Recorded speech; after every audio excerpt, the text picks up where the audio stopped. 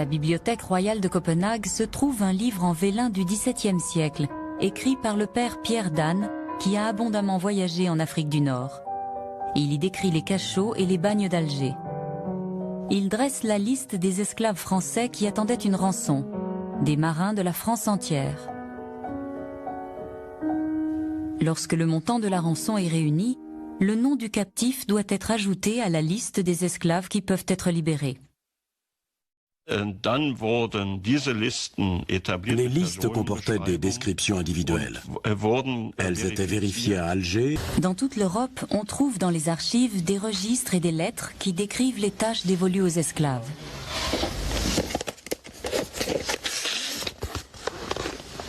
Voyons voir ces lettres. En voici une. Parmi les archives, Éric Goebel a découvert un document exceptionnel par sa rareté. Cette lettre a été écrite à Alger le 10 janvier 1710.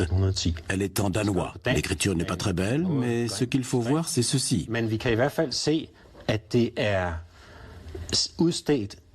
Cette lettre est pour mon père, Jens Hansen, capitaine à Rønne, sur l'île de Bornholm.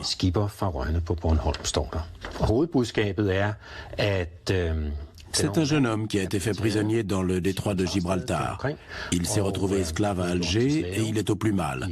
Il demande à sa famille d'envoyer de l'argent pour racheter sa liberté. Il a estimé le nombre des esclaves blancs à 25 000 à l'époque à Alger. Notre estimation pour la période qui va de 1540 à 1650 est qu'à peu près 600 000 esclaves sont passés par Alger. Les archives royales danoises ont conservé plusieurs documents liés à ces accords. Voici un sauf-conduit algérien. Nous n'avons que la partie danoise. Comme vous le voyez, il en manque une partie. C'est un document que le capitaine danois emportait avec lui. Ce sauf-conduit date de 1838. On est déjà quasiment à la fin de l'existence de ce système. Le vaisseau concerné est le Magdalene, immatriculé à Copenhague. Il a effectué un voyage depuis la capitale. Son capitaine était Jacob Ebert et il devait emprunter le détroit de Gibraltar.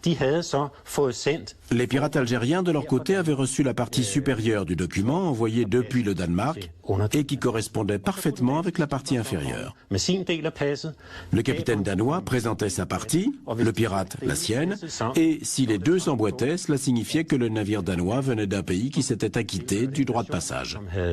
Le roi avait payé, donc le bateau pouvait naviguer librement.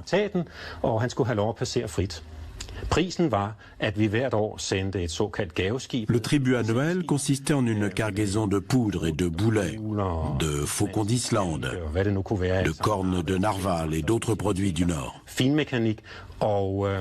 C'était de cette manière que le traité était scellé.